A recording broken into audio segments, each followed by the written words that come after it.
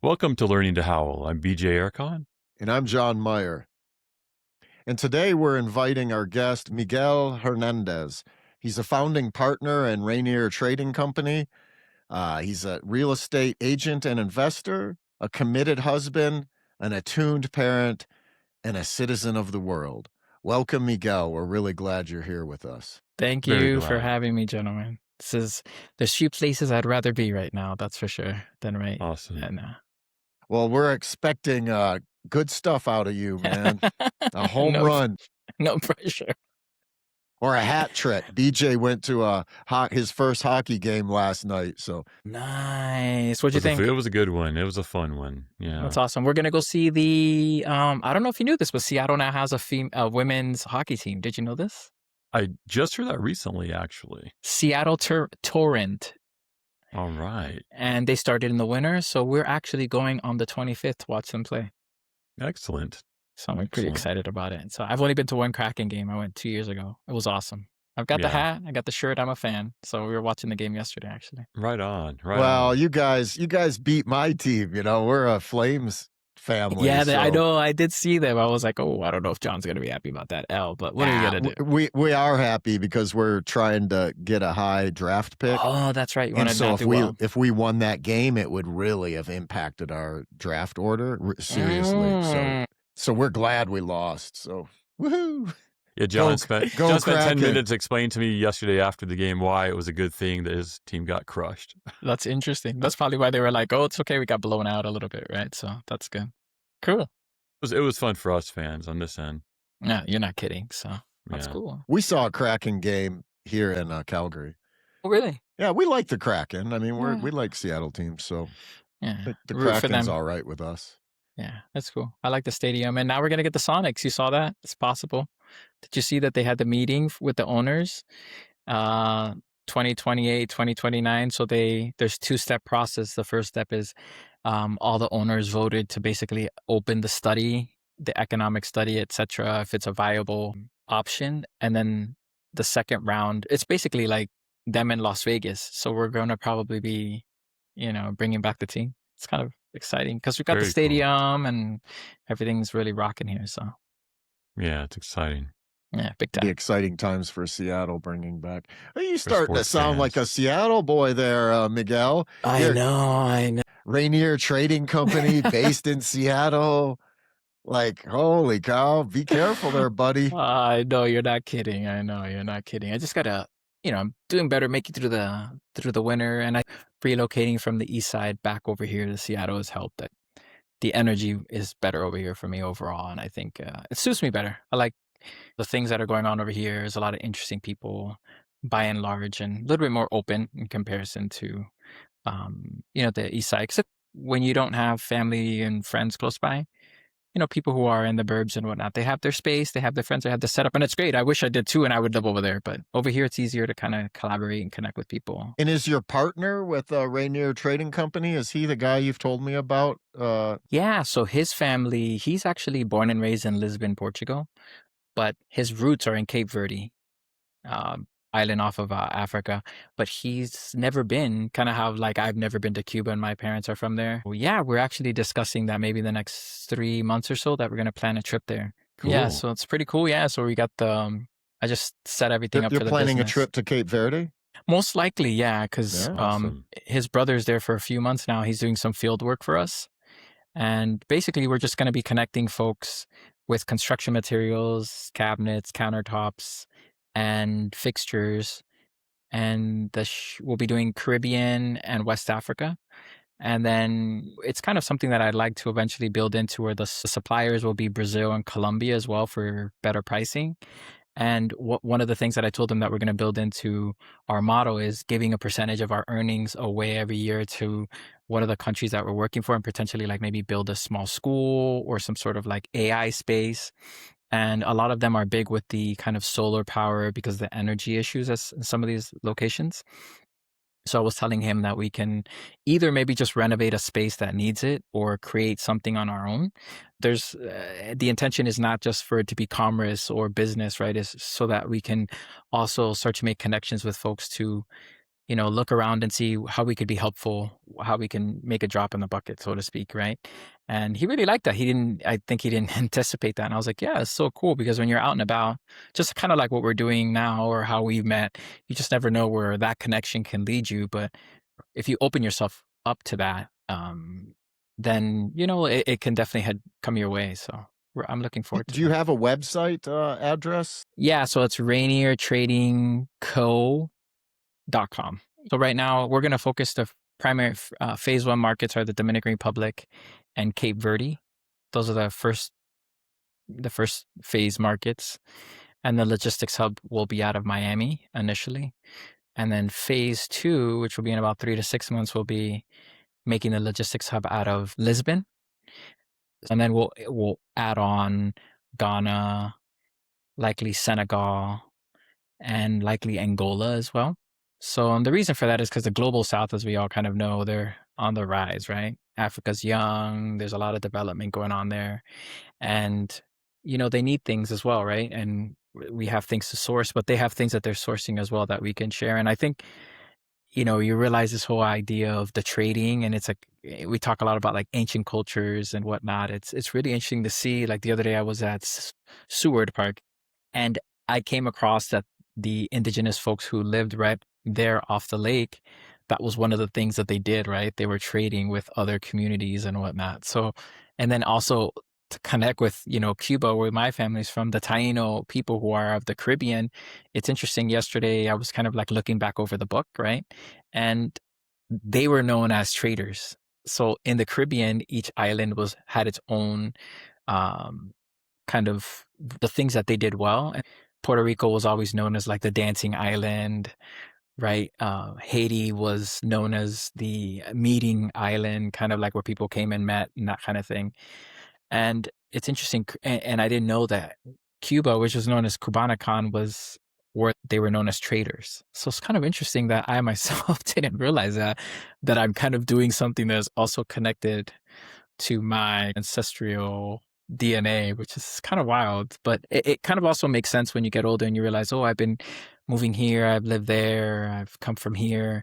And then you kind of wonder why you're being taken to these different places. Sometimes you don't realize what you're doing in life, that it's kind of bringing you to your mandated mission. That's something that John shared with me, And and I'm pretty jazzed about it. And I don't think it's just because of the financial possibilities. It's more so the expansion, right? That's there when you're starting to realize, hey, I have to make more of an effort to create my own path in terms of like my unique creativity, and kind of like what you guys are doing now with the podcast and the show and the movement. I think learning to how.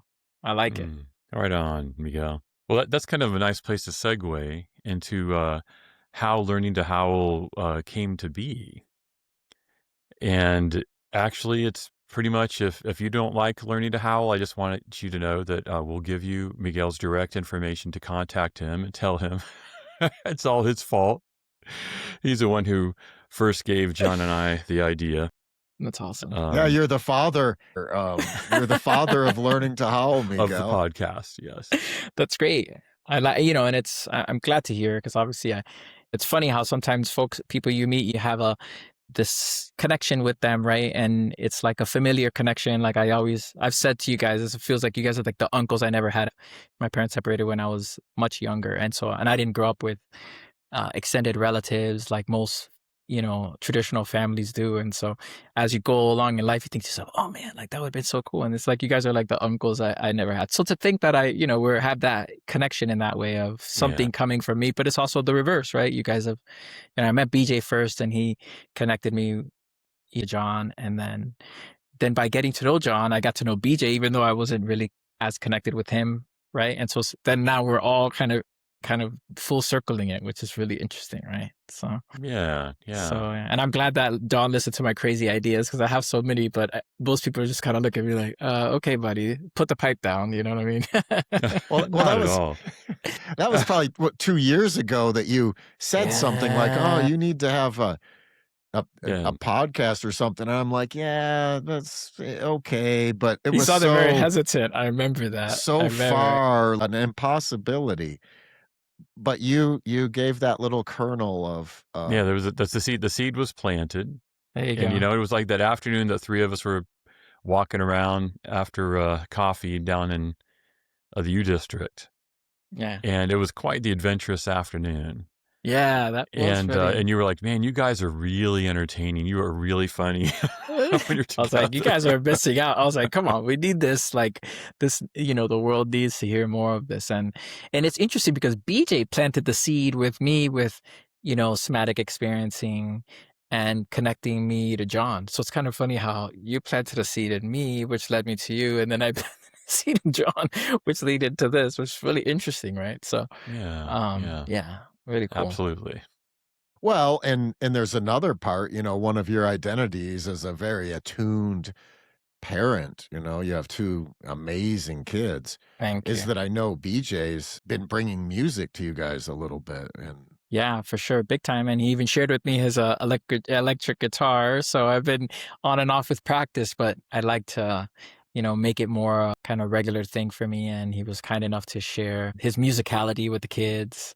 And every now and That then was they a ask lot. me That was about that was a lot of him. fun. We have to get together again soon. Yeah, they really liked it. And yeah, it's just something that, especially kids, right? They're so open to making things, doing things, experiencing things, right? And it's something that made me remember, hey, I have to keep exposing them to cool things like that, which is what we try to do. But sometimes you kind of forget, maybe, oh, you do it for a couple weeks and you stop, or Yeah, it's but it's I life. It's life. It's yeah, part of life, exactly. It's not it's like that with me and music, I am not about trying to guilt people or make them feel like they should or they oughta. I really should, oughta, gotta. No, that's not what music's about. It's about you.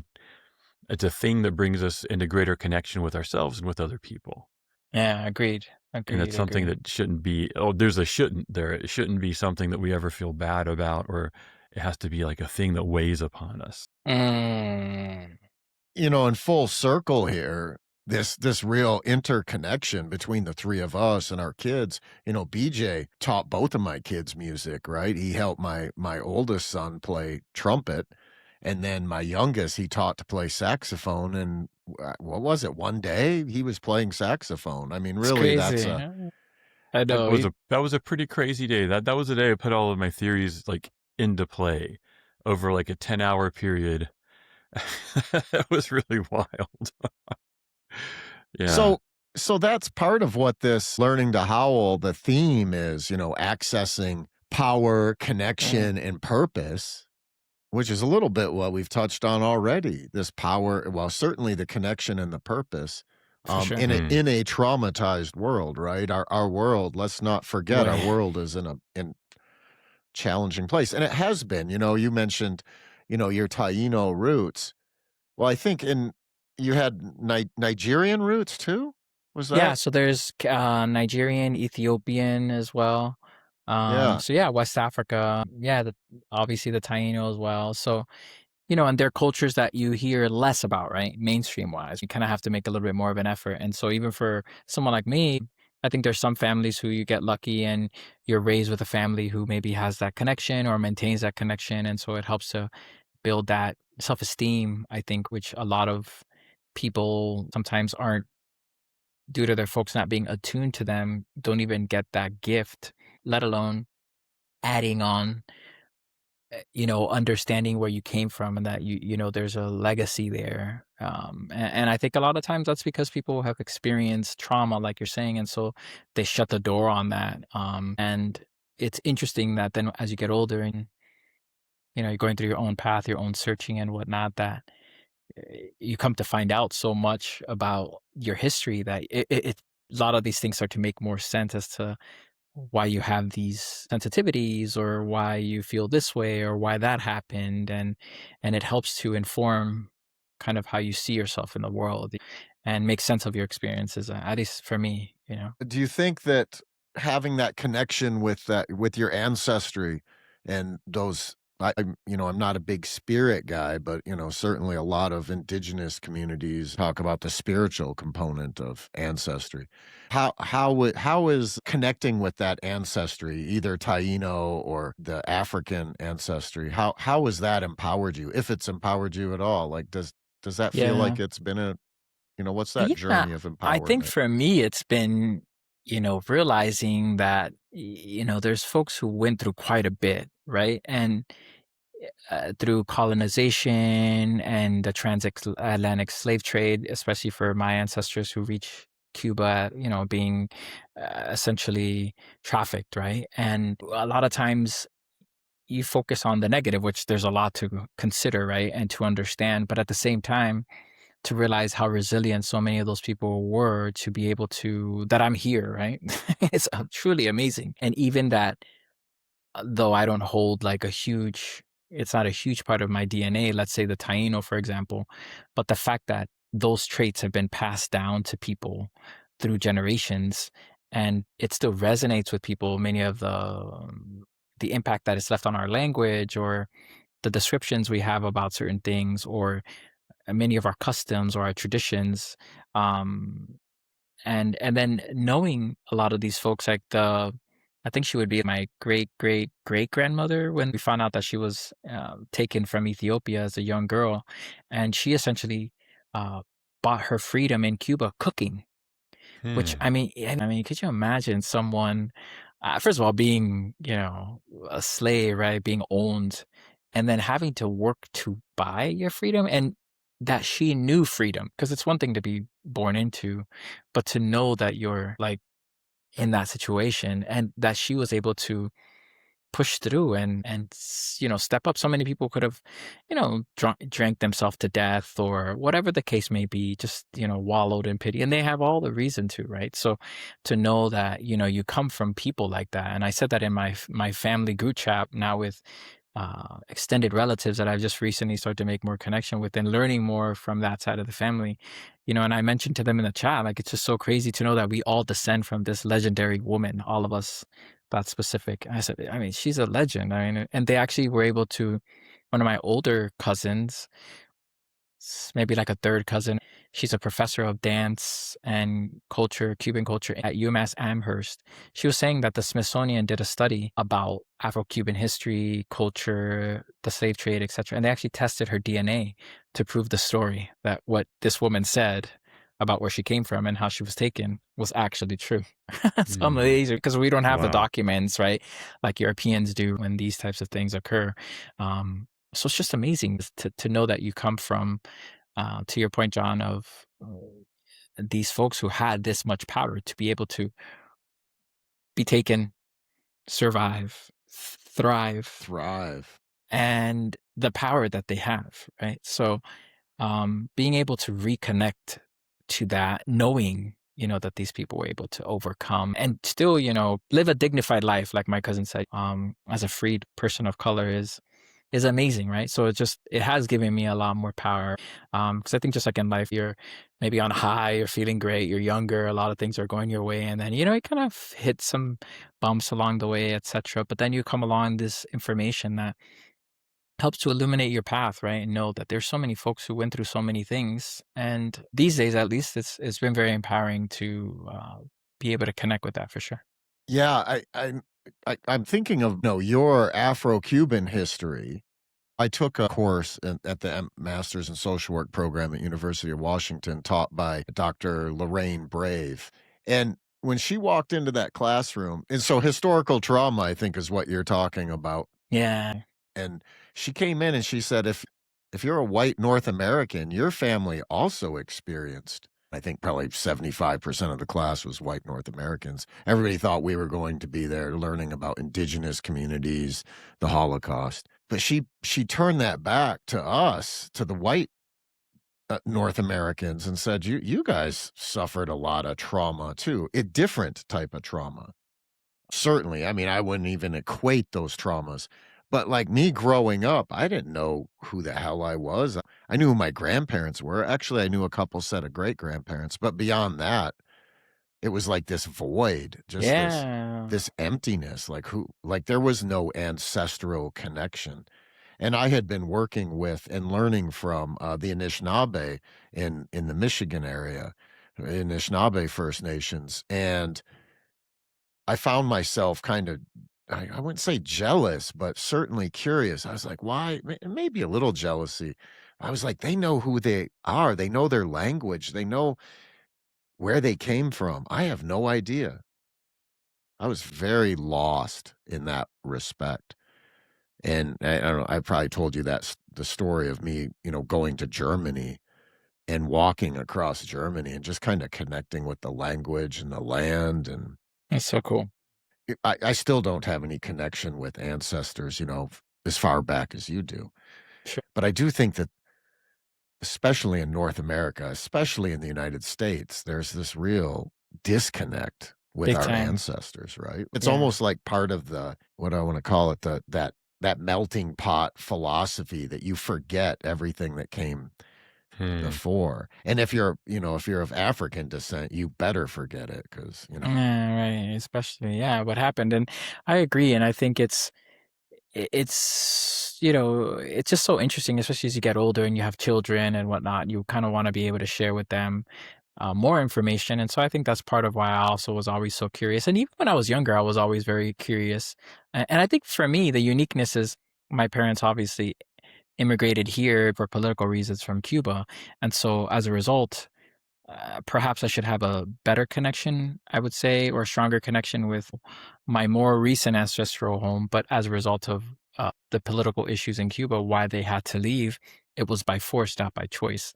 So I myself have never been to Cuba, right? And so it's funny you live here, but then you don't really have that connection. And it is kind of weird. You meet people who, like you're saying, Germany, I have a friend who she's from Germany, right? And to know that she's like, oh, I go home and see my family, it's like you have a place, right, to connect to, right? And you're right. A lot of folks who here are in the States who obviously immigrated here one way or another, don't have, that. A lot of us do, but a lot of us don't as well. And it's something that you realize you do miss. And so there are some people like myself and others who choose to kind of dig a little deeper and try to have a little bit of an understanding, because it isn't easy if you can't piece it together, right? Because sometimes it's easier for some than others, right? I have friends who are like, oh yeah, we found our family in Ireland and we were able to go over there to the records and find so and so. We found a cousin. It's not always a hallmark moment for all of us. Sometimes people died and no one knew anything, or there was family secrets, or even find out folks that, like, later they found out my grandfather was really my grandfather. I mean, there's just so many different, right? And it's just so much time passes. And I think before there was even more taboos about, my mom talks a lot about that. People were not sharing information, right? About what happened because of shame and these types of things. They didn't have a way to deal with the trauma, right, of what they experienced. And so they just tucked it away. And not everyone was a prince or a duke, right? I mean, some of us were serfs, right? As well. Not everyone was doing well. So, yeah, I think that's an interesting point, right? Yeah, I think most white people in North America didn't come over because they were thriving in Europe, right? Right, exactly. They came over to take advantage of violent behavior towards the people who lived here, right? Well, and BJ has also an interesting ancestral story. My father was he's Turkish, and he was born in one of the little mountain villages outside of Ankara. And his mother was a midwife who rode from town to town, delivering babies. And because of Ataturk building the republic and opening up public schools and things like that, he had the opportunity to get a really good education. And he ended up becoming a doctor and moving to the United States. Met my mom. And it's, coming from his background, and he had a lot of trauma. I won't go into that right now, but it was very heavy duty childhood trauma. For him to be able to be functional on any level, really. Once I found out about all of it, when I was a kid, teenager, I'm like, man, why is he such a pain in the ass? Why is he like how he is? He gets triggered and all this stuff happens. I don't understand. Well, later on, when I was in my 40s, I started hearing some of the stories. I'm like, oh my gosh. Yeah, makes sense. I've personally had to experience nothing like that. Mm. And knowing that he actually survived it and was able to function and have a profession where he literally saved untold numbers of lives because he was a neonatologist and he was one of the first cohorts they got trained by the guy who started it.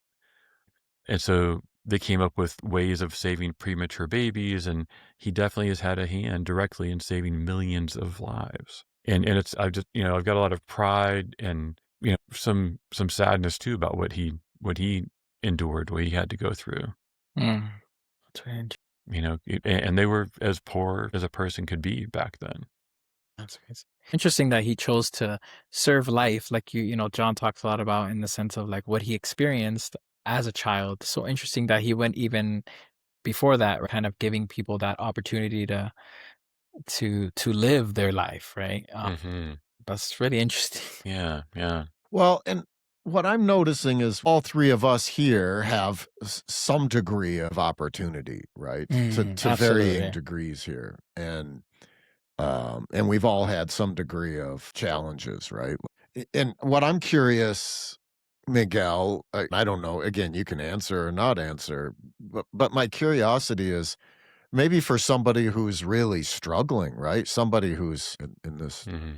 in this format.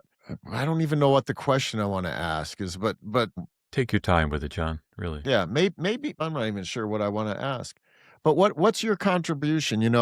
I know you're doing this Rainier trading company, and you've talked about, bringing these different places together and trade with your Taino trading ancestors. But what kind of world do you envision for your kids? I know their names. I'm not necessarily going to say their names unless you care Sure. to. But Yeah, I what? mean, I How thought a lot how do about you that. envision making the world a better place for them? Yeah, it's so interesting you're saying that because a lot of the things that I think about now is related to that. There are a lot of changes, to say the least, these days, especially. There's a lot of uncertainty as well. And, I think to my own family, because of them being on an island, it's much harder to escape places when you're on an island. You can't just get in a car and flee somewhere, right? When there's people who are in the middle of conflicts and whatnot. And so, I think to myself, like you're saying, the privilege of being able to even say, hey, I want to do this or I want to go here, I want to go there. That's, I also recognize that I'm moving from that place, right? That space to be able to create something for them. But I think a lot about making sure to provide them an opportunity to experience places that provide a sense of safety to them, right? Because I think a lot of us, we are raised in environments where we didn't necessarily feel safe. So it could be even in your house, it could be in your school, it could be in your community. Um, Even for a lot of people when they travel, depending on where they travel, who you are, what you look like. I wish that I could, give them a world free of prejudices or bias or discrimination or trauma or fear or of violence or danger or anything like that, but that's an impossibility. But I do feel like one of the things that I'm trying to do, which is kind of like what we've done, right? Which is, connecting with a lot of people and noticing kind of like how you guys created your relationship, right? Being able to notice in others those kind of intangible kind of features of safety and knowing that it's important to make connections with other people that you resonate with, and a lot of those people are not necessarily going to be found down the street or even in another county or in a different part of your state. They may be in another country. They may be in a different culture. And I'm a big believer in being nomadic to some extent. And I don't necessarily think that people have to always be moving from place to place, but I do think that having different types of experiences is really important. And I want to make sure that I'm able to create new connections in different spaces for them so that they can have that experience and realize, my daughter deals with that a lot of school where she's one of the few kids. There are kids of color in school for sure, but then when you go micro in your own class, you're going to be one of a few. And, she has the issues with kids touching her hair or making comments about her skin tone or her name, right? Having trouble pronouncing her name. And we all have things, right? Our own features and how we look and how we present in the world. And if we meet or don't meet certain people's criteria, unfortunately, that's part of human nature where everyone's always sizing each other up for various reasons, and all bodies are marked with value judgments that are placed on it from the outside world. And so especially as a woman or a young girl, right? I'm trying to, and my wife as well, help her navigate that. And I think being attuned to her through the work that I've done and also my own personal experience, being able to do that, right? My mom, I think she had her own trauma, similar to what you're saying, BJ. She did the best, with your dad. She did the best she could. Mm. But you don't always get that same level of attention that I'm giving her, right? To help her through these moments so she feels safe here, so she can continue to expand. So for me, it's a lot of that, right? Making sure that they can experience things outside of them, their normal day-to-day life, which may not be ideal, let's say, right? Because everyone would want to have a setting which is maybe the weather is the way you want it, maybe the kids are exactly how you want it, the food is like this or like that, and that's not the case, right? So, but I'd like to give them the opportunity to feel where they can feel good. Like there's a lot of people who have that, and I think especially for people of color, we kind of have to curate our spaces a little bit more eh, intentionally than others do, right? So it just depends on where you live, what your neighbors are like, what your community's like. And so I just want them to know that, hey, this isn't the case here, right? You can go somewhere else. You can go to Colombia. You can go to Ghana and West Africa. You can go to Dominican Republic.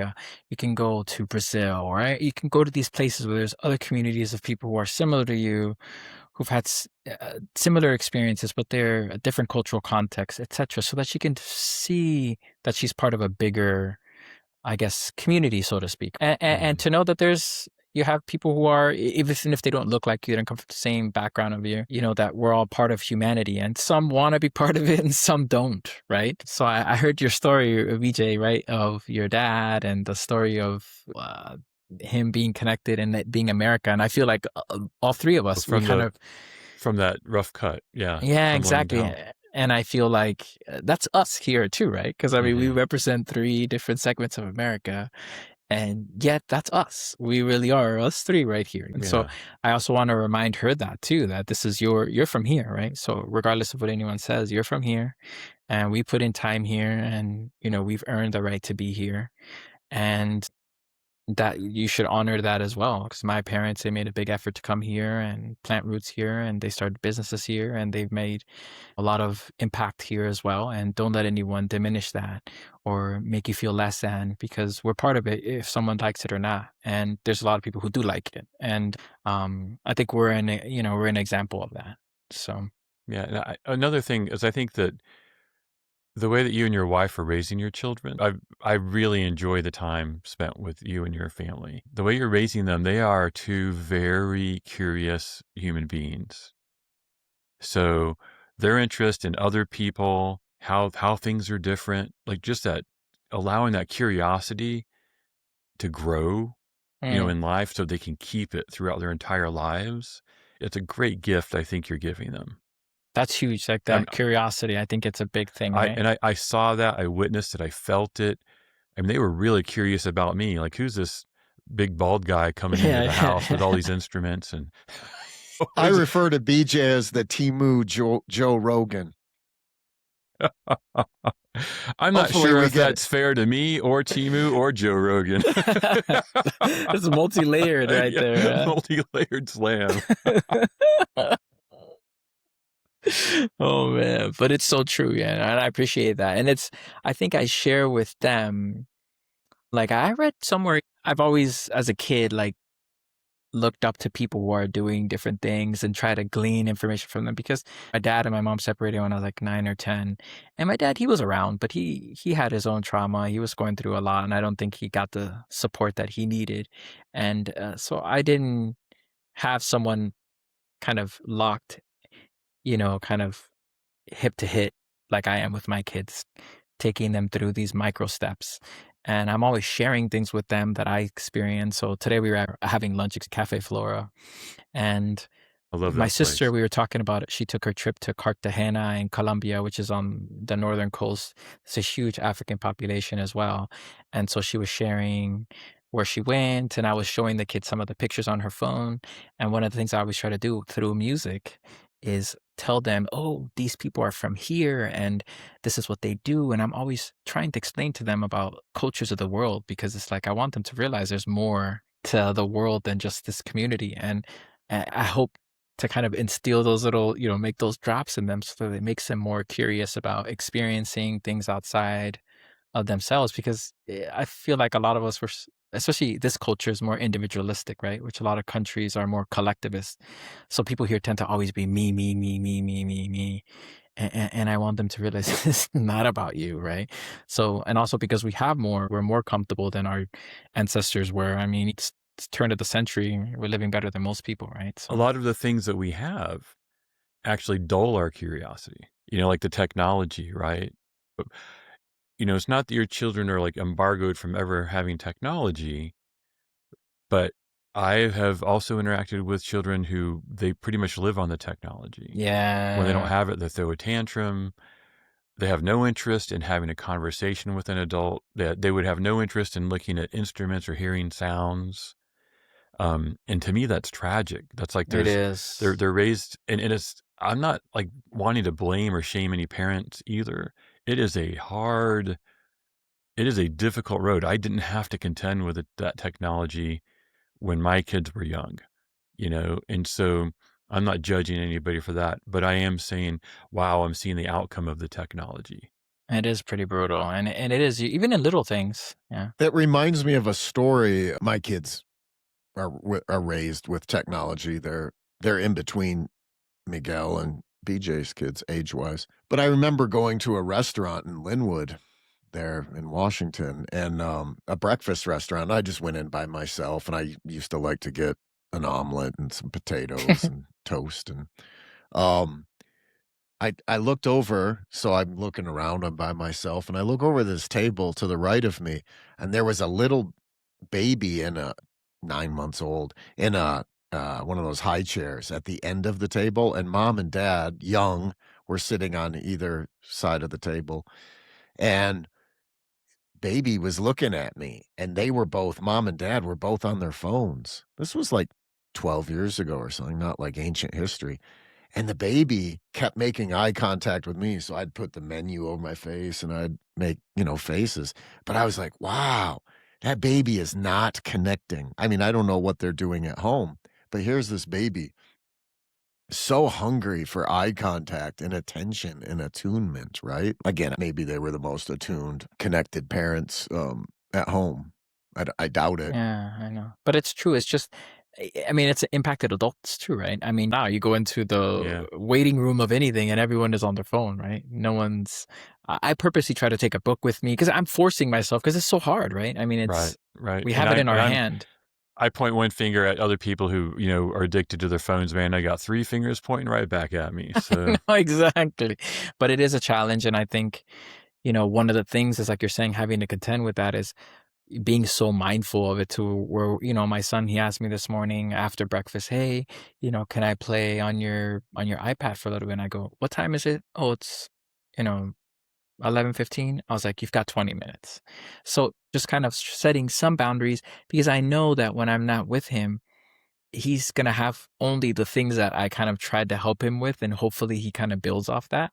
So because I can't stop him from doing it, but we just try to help guide them, right, as best we can, right? So because it's part of right. them, and we just try to mix it a little bit and I think now that they're getting a little older, they notice. They're like, oh, those kids, all they're doing is, and I'm like, glad at least they just notice. Because I mean, Right. just noticing is enough. I mean, no one's perfect, but just noticing you're watching too much TV, noticing you're doing too much of this and that, trying to balance. And I was like, that's what it's all about, trying to have a little bit of a awareness. That's all you can really do, right? Yeah. Be Well, gentle, I think that, I think you're navigating a very difficult environment to parent in very well. challenging. Thanks. I So I appreciate it. applaud you.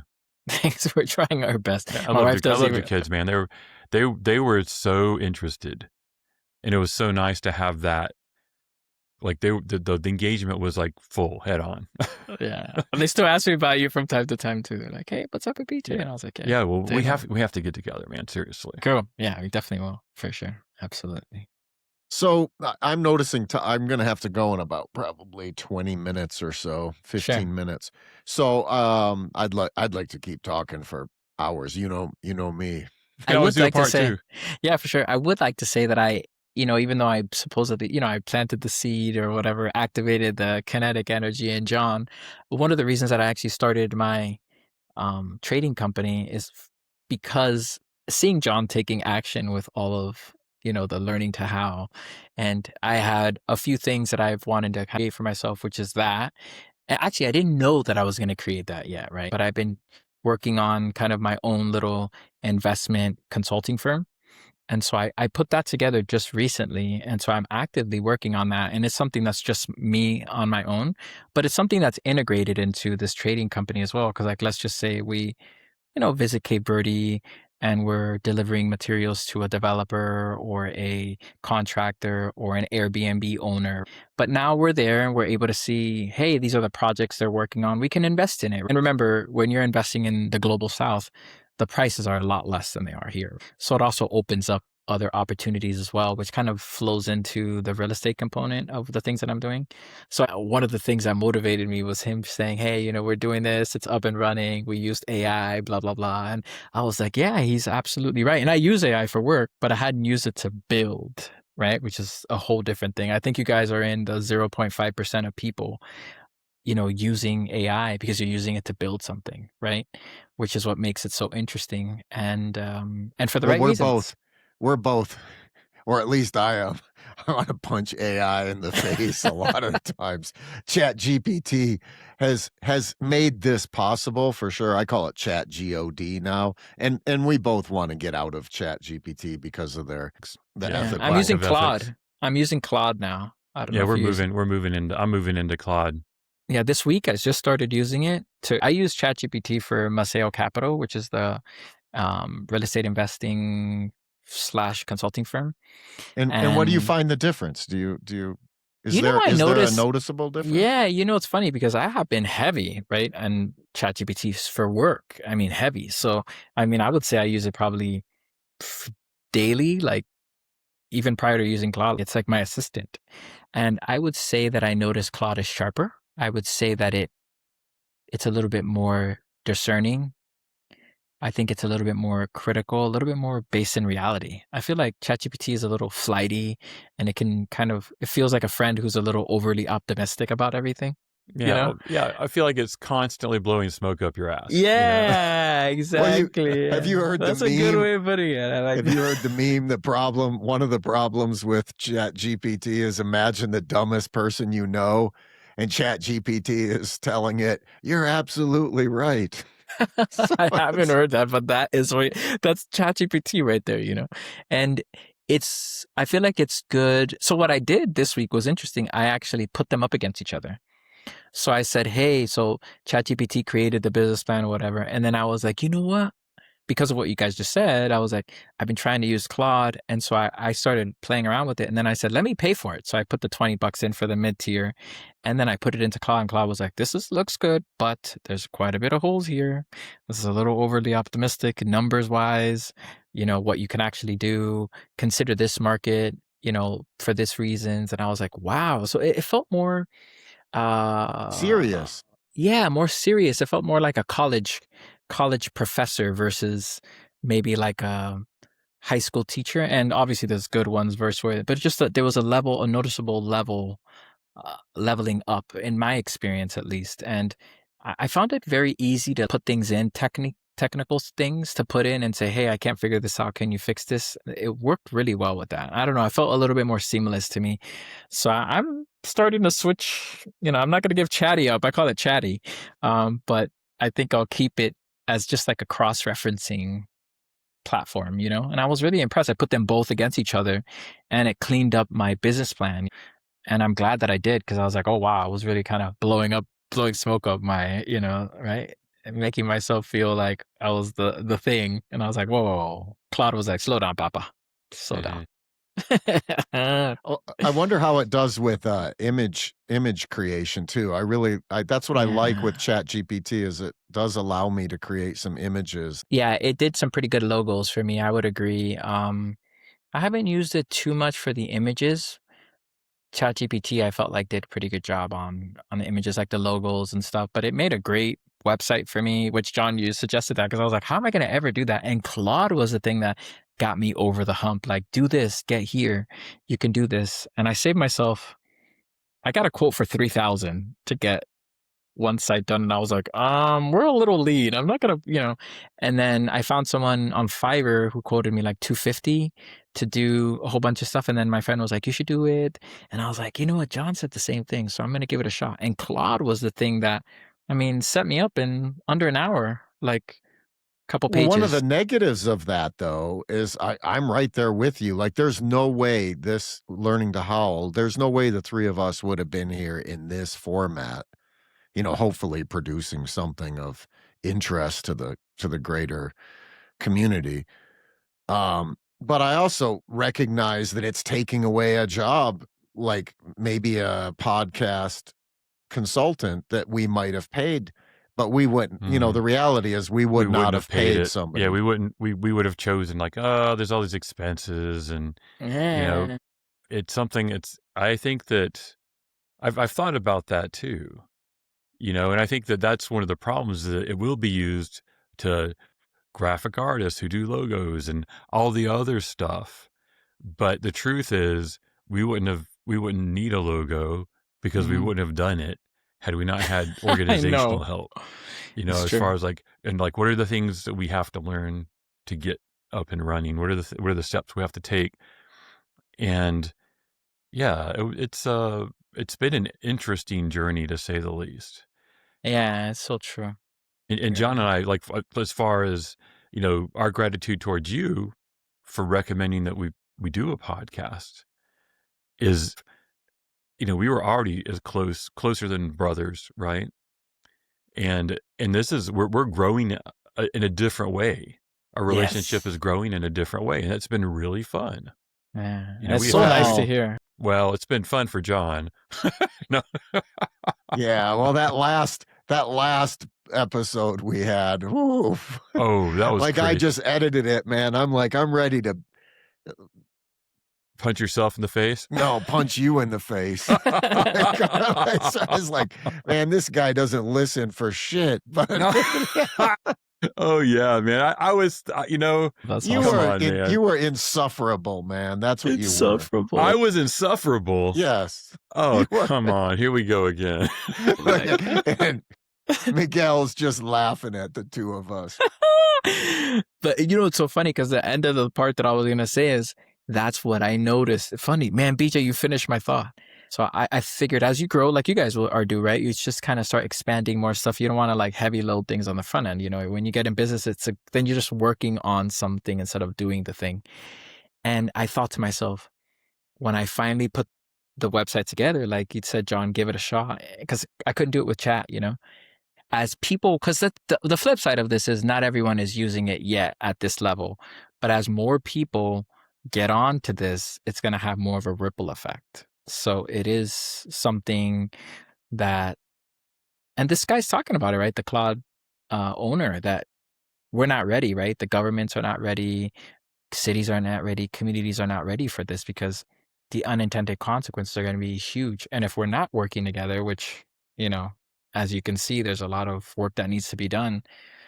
You have to be cohesive in order to be able to address these issues that are coming down the pipe. So I hope that maybe as a result of what we're doing and us bringing our kind of soft skills online, that we might be able to have some impact on that as well, right? So helping folks as well navigate that, because I think that's going to be pretty crucial. Well, and that's part of what we want to do is absolutely bring power to individuals who might not have access to power, but also connection, like what we're doing together here, and hopefully a wider connection. And then that purpose, what are we, like you mentioned earlier, mandated mission from the book from Mary Elaine Jacobson.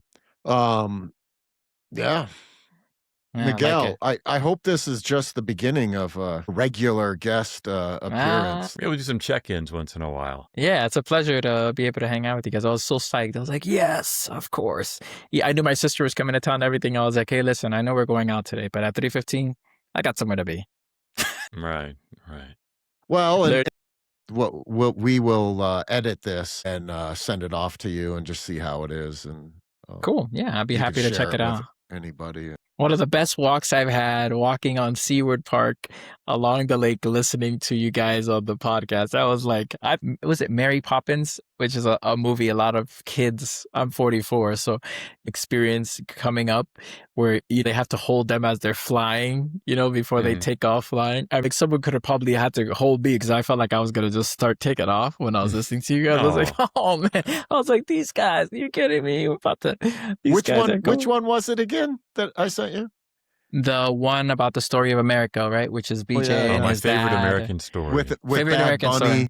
Bad Bunny, and his dad, and that was BJ's really cool. dad. Yeah, but just listening, it's like so different, right? From what and man, do I listen to all kinds of things. I listen to my Spotify and my ChatGPT subscription are like, that's my thing.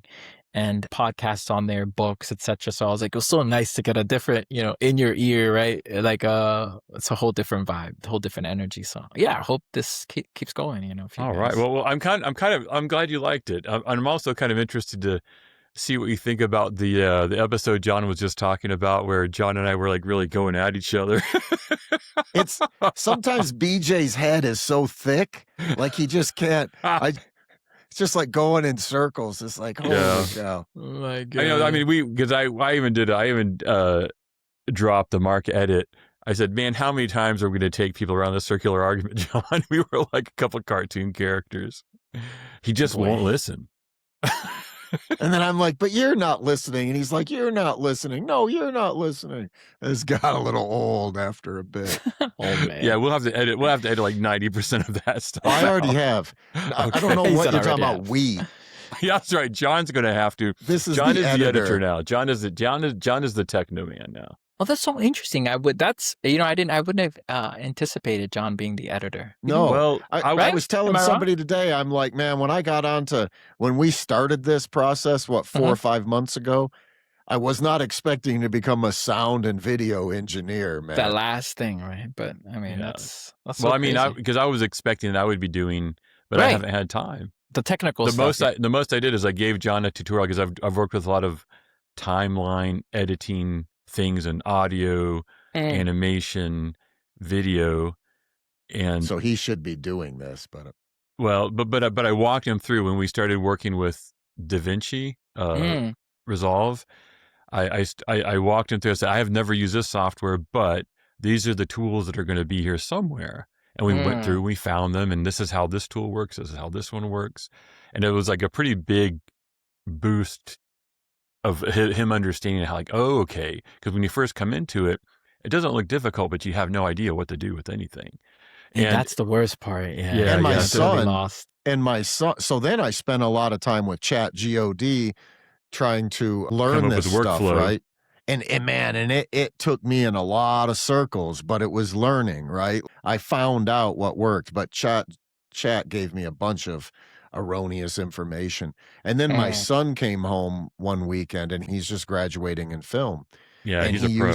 He uses DaVinci Resolve. Oh, that's awesome. And he gave me real important, critical, practical tools but I had done enough, probably 50 hours of messing around and getting frustrated. So when he came in, he gave me some stuff that made sense to me. And like BJ said, he had explored some stuff with me early on. Then my son said, Pops, you understand this better than some of the students, in the 2-year program that he's with. And I was like, yeah. That's a great compliment too, right? So yeah, right on. Because you get older too, you start worrying like, man, am I gonna figure this stuff out, right? Like all the negative feedback that you give yourself. Well, for me, I'm like, oh man, is John gonna be able to figure this stuff out? Yeah. This is a two middle finger episode. Yeah. Yeah, that's actually probably the least so far. Yeah, the least so far. We're getting better. We're not swearing quite as much. I think I'm the only one that swore today. That's so crazy. And it's nice to get the expansion of like even skills wise, right? We're like, you know, not only did we create this, but you're working different parts of your brain, your creativity. And like, that's what Slow-Mo says that we'll be doing in the future. More creating, more time together and doing these kinds of things. Right? Yeah. And like BJ said, he and I are developing our relationship in a different way. And there's the video editing, the filming. Like when we started, we had to do a little bit of work there. The sound editing, getting our studio set up, and then our relationship working together, which BJ, you and I have I got some bones to pick with you. We have a sordid history of working together. But the other thing is even presentation online. It's really been important when you watch yourself on the editing. It's like when I remember I talked to Beach, I'm like, man, I want to just punch myself in the face. I hated myself. I hated my voice. I hated the way I looked. And I'll tell you what though, man. So we go through it, John. When I was doing back with another side business I had to do 200 explainer videos. I got so tired of hearing my own voice. I remember once I felt like I was going to throw up. I'd spent like 2 or 3 days, 12 hours a day editing these little videos. Like, man, if I have to hear my voice for 1 more minute, I will kill myself. You know, I was like, nobody wants to hear that voice. It's hideous. Oh my God. So, well, and it was clear from the work BJ did that his presence online and recording and, you know, his presentation was very polished compared to mine. So I don't know if I would go that far. Well, yeah. Like when we did that guest invitation video, you just sounded and I jumped in. Yeah. Yeah. And you had a very good flow. So he does have like that kind of radio host vibe a little bit, just naturally. Yeah, you're right. He does have that. Yeah. And you're doing a lot better, John. You don't sound nearly as nasally as you used to. And his whole like melting down about when he was first seen and hearing himself on video, he was like, oh no, I sound so nasally. And I just harassed him like, yeah, my name's John Rainier. But it's funny, you know, for it being 3 times, you know, you guys, it's actually really good. Like, I mean, I'm being honest. I wasn't sure what to expect. And I was like, oh, wow, this is like, it's pretty dialed in. I mean, I know that you're just getting started, but I'm really impressed, to be honest. So yeah, I'm going to be honest. I tell you, we're comfortable with it. The format is so much more comfortable to us now. Yeah. Well, and this is our third guest. But BJ and I have spent, we've recorded probably 50 hours, or maybe not that many, but 25 hours. We've recorded quite a few conversations where we'll just be, hey, let's start. We're just talking. We're talking over this platform because it's such a great quality platform, you know, as far as the video and the sound. So we just use it for meetings. And we'll be talking. He's like, hey, man, just turn record on. This is good. So we'll just have a real conversation like, oh, so there was something usable there. That's pretty cool. Yeah, and I love, like, even just that format, I think would be so cool to do just you guys talking. Just listening to you guys both talking back and forth, like John, like we were walking around. We're walking around U District. You were just kind of giggling a lot. Yeah, exactly. Like that's like when I was listening to the podcast, you know, and like that story, right, the American story. I was like, this is awesome. Hey, you guys are the stars of the show at the end of the day, right? Wow. Let's go. Not now. Now people are gonna be like, hey, you guys should get rid of BJ and bring on Miguel permanently. Not now. I like how John said, not now, like we were the stars. We're stars, John. Yeah. We were the stars. We were. And Miguel's made us look like hillbillies. He's outshined us. You're the star, baby.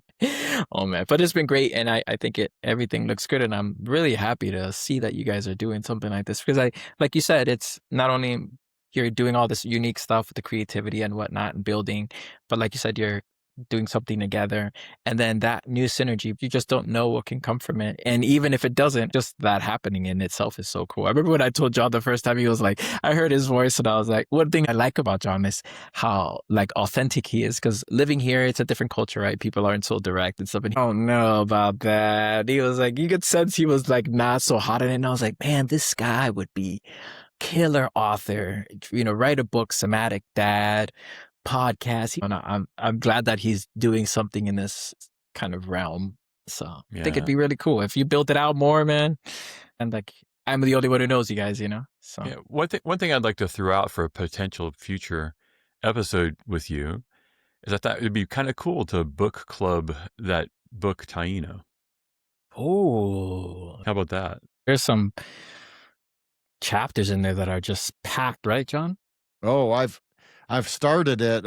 I spend a lot of time on my phone, more time on my phone than reading, but It's it's a an dense book. amazing It's a book. dense read too, because Sabrina's reading it. It's a lot in there. I mean, and I was intensely reading it, and it's a lot. So I mean, even just reading a chapter, I mean, you could talk about just a chapter for an entire year of that book. It's kind of like a Yeah, Tolstoy and type of thing. the author is Jose Barrero. Barrero, yeah, and he's Yeah. Smithsonian, right? He's been involved with the movement to recognize the Tainos, and really interesting guy, yeah. So I watched an interview with him. He's an interesting cat.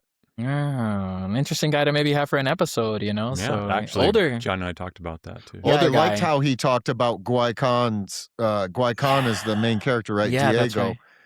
He was. I think you and I watched it together, Beach.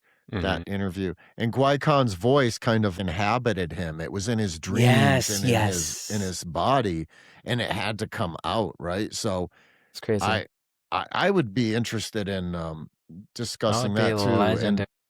and the somatic language in that book is What if? How so about important. let's put that up as a possibility. We can invite him to join us, the three of us. Man, that would be so crazy. And I wonder, he's much older now. I'm guessing he's retired. I know that he's still involved with the Taino movement, but I think he's slowing down a little bit. But that would be so cool to be able to like, Have him on? oh, could you Yeah. imagine? Oh my God, that Yeah. guy's a celebrity. Well, Yeah, he's Let's worth a see. shot. I think I he's mean, I'm open to it. so many interesting people out there to Yeah. connect with. As a result of what you guys are doing, it's helped me to kind of start doing some stuff for myself. And so that was really inspiring. Oh, this is great. One of the issues that I found here is that it's been a little harder to meet people and on a deeper level and make those connections. And this gentleman that I'm working with, me and him have a similar, he's someone I've met later in life, right? So I've only known him for a year or so, but we have so much synergy between us because of our connection, and we have a lot of similarities the way we see things. And it's so inspiring to have someone else to work with, because my work has been generally pretty independent, because it's been harder for me to connect with people here over the time that I've lived in the greater Seattle area. So being able to invite him and ask him, hey, would you like to do this? And that he was open to, I didn't even know if he would. I mean, this guy used to be the big guy at Boeing. He's a professor at South Seattle College. He teaches aviation mechanics. Yeah, and he was like, I'm totally into it. And I was like, this is awesome. And so it's been great, because like, I kind of, now I understand how you guys feel, where you kind of have someone to play things off. And so hopefully, I think over time now, as he gets more comfortable, I can get him more involved with a lot of the stuff that I'm doing. He's coming along, and especially with someone with no like business experience or anything. So that's the coolest part, I will say, is like that I found someone to collaborate with, because that's what, we're not an island, right? So well, and that's the second part, connection. yeah, The power. And I know, in the future we can maybe talk about that, but I know your journey to your power. Right. From the moment that you and I first met, from where you were at that point in your life. That was a pretty low point, probably one of the lowest points. It's been Right. a From ride, there to the work we did together, developing our relationship, making our connection, and then the connection you two made. Yeah. I mean, it's like, well, you did that for me, Beach, when I met you, and not when I That's met right. you, that was 40 some years ago, but in 2003 there, man, when my back was blown out, and I was done. Yeah. Yeah, I guess it was. That was one of the lowest points I think I've seen you go through, John. Yeah, in the 40 years. So I'm So glad that I could be there for you guys in that way, Big time. Yeah. and also have it be where John was like thinking he was gonna have to live in a wheelchair and to or go, not live at all, yeah, actually. yeah, Crazy. and so to be able to help him walk through that and get to the other side and feel strong again. And now he is one of the strongest men that I know. I mean, backcountry skiing. It's amazing. Yesterday I went out with this badass 29-year-old, and I was telling him, "Oh, I'm fat and old, so you might get bored." And we went up about 3,000 feet up this icy terrifying mountain, and then skied down. It was 7 hours we were skiing, going up the mountain too. And he was like, "Holy cow, man!"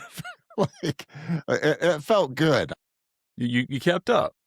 From where you came, like what he's He saying, kept that's up amazing. with me. He So kept up with you. All right. That's right on, man. amazing. I mean, it's true. Like when he tells me, he sent me the video when he was in like the Everglades and kayaking on that icy river where you bumped into that guy that was living on the little like mini island out there in the freezing cold in Calgary or in that thatch hut. Where was he from? Somalia or something? somewhere, yeah, like somewhere where you would not think. Yeah, and I remember BJ saying to me, he's like, yeah, just talk to John. Just talk to John. That's all he would say. And I was like, all right, cool. He said it a couple times. Well, he said it once, but I didn't even know what it was, right? The somatic thing, or I'd never been exposed. And he's like, yeah, just talk to John.